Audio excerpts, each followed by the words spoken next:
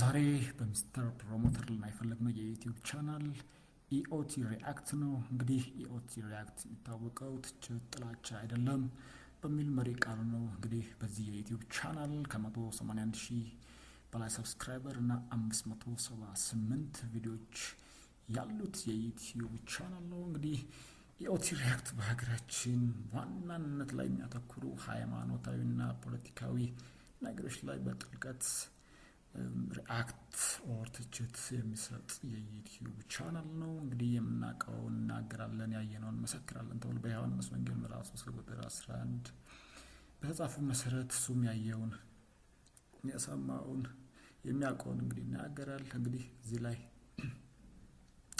ቪዲዮቹ ላይ በምናየው ጊዜ አብዛኞቹ ጥልቅ የፖለቲካ እንዲሁም ሃይማኖታዊ ነገሮች የሚዳሰስበት የዩቲዩብ ቻናል ነው። እንግዲህ በሀገራችን በአራቱም አቅጣጫ የሚፈጠሩ የፖለቲካዊ ሃይማኖታዊ ነገሮችን የሚዳስስ የዩቲዩብ ቻናል ነው። እንግዲህ እንደዚህ ስንል እነዚህ ሁለት ነገሮች የአብዛኛው ሶስት ነገሮች ናቸው። አብዛኞቻችን የማንደራደርባቸው ጉዳዮች ናቸው። ሃይማኖት ስፔሻሊ የማንደራደርበት ህይወታችንን አሳልፈን እስከምንሰጥበት ድረስ ያለ ጉዳይ ነው። እንግዲህ በእነዚህ ጉዳዮች ላይ እንግዲህ ራሱን ጥልቅ ትንታኔ ትችት ይሰጣል። እንግዲህ እንደሚታወቀው አሁን ላይ በሃይማኖት ጉዳይ የተደረጉ ያሉ ብዙ ጉዳዮች አሉ። እንደምታውቁት ከሆነ ስፔሻሊ በኦርቶዶክስ ክርስቲያን ላይ የሚደረገውን የቤተክርስቲያን ማቃጠል፣ የአማኞች ግድያ ጋር በተገናኘ የምዕመናን ግድያ ጋር በተገናኘ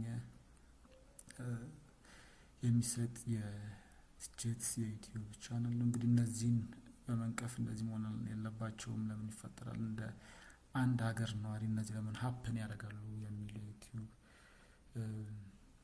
ይዘት ያለው የዩቲዩብ ቻናል ነው። እንግዲህ ከዛም በተጨማሪ የፖለቲካውንም ኢምፓክት ሃይማኖት ላይ የሚያደርሰውን ነገር በጥልቀት ይተነትነዋል።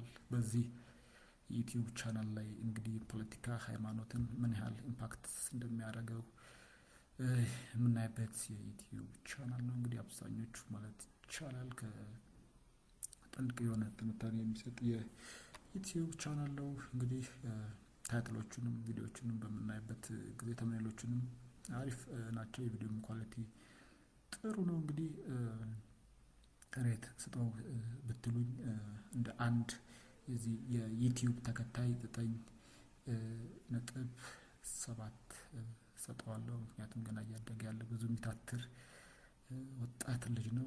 እንግዲህ ላይክ፣ ሼር፣ ሰብስክራይብ በማድረግ ቻናሉን እንድናሳድግለት ስል ጠይቃለሁ። ሚስተር ፕሮሞተር ነበርኩኝ።